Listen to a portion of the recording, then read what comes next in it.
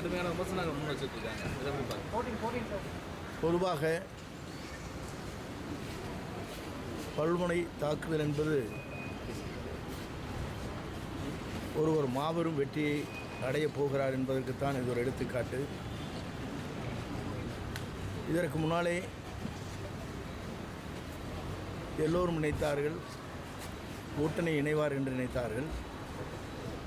நாமக்கல் நடைபெற்ற நிகழ்ச்சியில் பெரிய கட்சியுடைய கொடி பறக்குது, பிள்ளையார் சிலை போடப்பட்டதெல்லாம் பேசியது அவர்கள்தான், நாங்கள் அல்ல. இன்றைக்கு நிலைமைகள் மாறுகிற போது ஒவ்வொருவரும் ஒவ்வொரு கருத்துக்களை சொல்கிறார்கள். உண்மையிலே ஒரு அனைத்து இந்திய அண்ணா திராவிட முன்னேற்றக் கழகத்துடைய அமைச்சர்கள் ஐடி விங்கை பொறுத்தவரையிலும் எங்கே தாக்குதல் நடத்த வேண்டும் என்று சொன்னால் திமுக மீது தான் என்ன குற்றச்சாட்டுகள் இருக்கிறது என்பதை அவர்கள் வெளிப்படுத்த வேண்டுமே தவிர திமுகவுக்கு இவர்கள் பி டீமாக செயல்படுகிறார் என்பதற்கு இதுவே ஒரு எடுத்துக்காட்டு.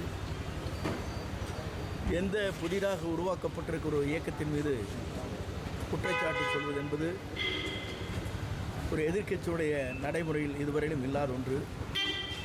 இங்கே தான் ஒவ்வொருவரும் அந்த கருத்துக்களை சொல்லிக் கொண்டிருக்கிறார்கள். இது வேதனை அளிக்கக்கூடிய ஒன்று. குறிப்பாக அதிமுக ஆட்சியை ஊழல் ஆட்சின்னு சொல்றதுக்கு எப்படி அவருக்கு தோணுது அப்படின்ற நீங்க எம்ஜிஆர் காலத்திலிருந்து இருந்திருக்கீங்க.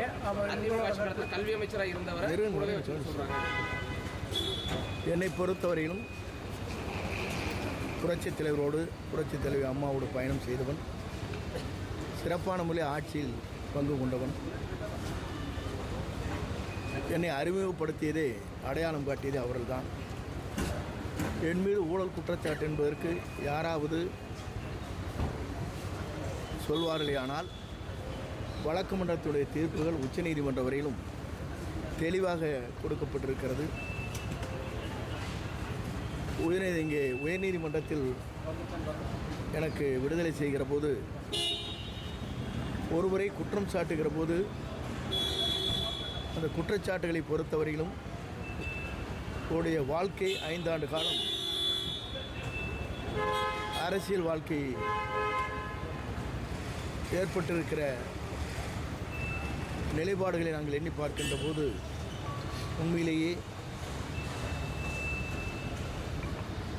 உயர்நீதிமன்றத்தினுடைய தீர்ப்பு எப்படி இருந்திருக்கிறது என்று சொன்னால் அவருடைய 5 ஆண்டு கால அரசியல் வாழ்க்கையில் பெரும் பின்னடைவை உருவாக்கி இருக்கிற நிலைத்தான் முந்தைய தீர்ப்பு இருக்கிறது என்று வழக்கு மன்றத்திலே கொடுக்கப்பட்டிருக்கிறது.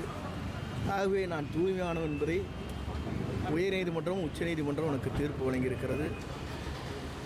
அரசியல் காழ்ப்புணர்ச்சியின் காரணமாக பல்வேறு வழக்குகள் தொடர்வது வழக்கம். அதன் அடிப்படையிலே தொடர்ந்தார்கள்.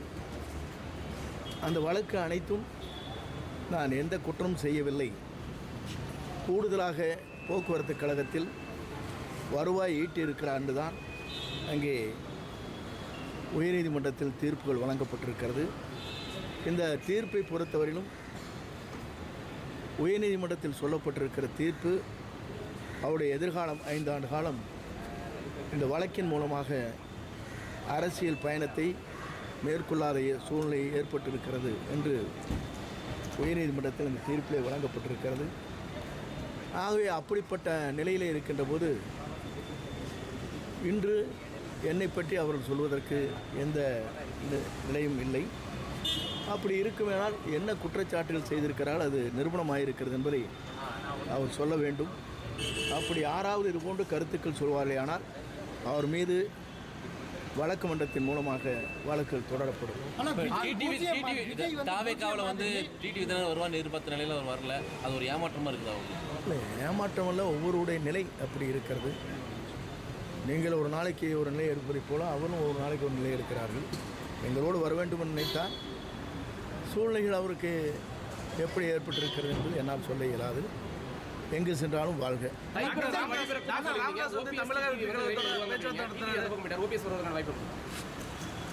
ஒவ்வொரு இடத்திலும் நம்ம சொல்லிட்டு போய் முடித்தானதே டெல்லியிலேருந்து வந்துடுறாங்க. பிரச்சனை எங்களுக்கு தானே தெரியும். நான் சொல்லாமல் இருக்க வரையும் நல்லது. விஜய் டாக்டர் ராமதாஸ் வந்து பேச்சுவார்த்தை நடத்திட்டு இருக்காரு தமிழக வெற்றி கழகத்தோட ஒரு தகவல் இருக்கு. எந்த அளவுக்கு உண்மை? இப்போது செய்திகள் உங்களுக்கு வந்திருக்கு. நான் போகிற வாரத்தான் பார்த்தேன். பேச்சு கொண்டிருக்கிறார் என்று செய்திகள் எனக்கு வந்திருக்கிறது. இப்போது தான் உள்ளே நுழைகிற போது தான் அதை பார்த்தேன். நல்லது நடக்கட்டும். ஆனால் இப்போ விஜய் வந்து பூஜ்ஜியம் மாதிரி அவருடன் எண் சேர்ந்தால் தான் மதிப்பு அதிகமாக இருக்கும், அரசியலுக்கு விஜய்க்கு அனுபவம் இல்லை அப்படின்னு சொல்கிறாங்க. ஒவ்வொருவரும் இதைத்தான் சொன்னார்கள். புரட்சித் தலைவர் எம்ஜிஆர் கழகத்தை துவங்கிய போது இதையே சொன்னார்கள். 100 நாட்கள் கூட அவருடைய படத்தை போல ஓடாது இந்த கட்சி என்றாலும் சொன்னார்கள். அவர் உயிருள்ளவரை அவர்தான் தமிழ்நாட்டுடைய முதலமைச்சராக இருந்தார். அமெரிக்காவிலே சிகிச்சை பெறுகிற போது கூட தமிழ்நாட்டு மக்கள் அவரை விரும்பி முதலமைச்சராக அரியணையில் அமர்த்தினார்கள். அதுதான் வரலாறு. அதிமுக அண்ணாவை மறந்துருச்சுன்னு சொல்லி விஜய் குற்றம் சாட்டியிருக்காரு. அதை ஏற்றுக்கிறீங்களா? அது அந்த கருத்து உண்மையா? இல்லை, உண்மையிலே 2 கட்சியும் மறந்துட்டாங்க. அது உங்களுக்கு தெரியுது இல்லையா? நீங்கள் எல்லாம் படத்தை பார்க்குறீங்களா இல்லையா? அம்மாவை மறந்தார்கள், தலைவரை மறந்தார்கள், அண்ணாவை மறந்தார்கள். அதுக்கு தான் நான் வெளியே வந்தேன். ஒருத்தர் படம் போடாது தங்க படம் சிங்கிளாக போட்டு நடத்துனாங்க. வேடிக்கையில் நீங்கள் பார்த்தீங்களா இல்லையா?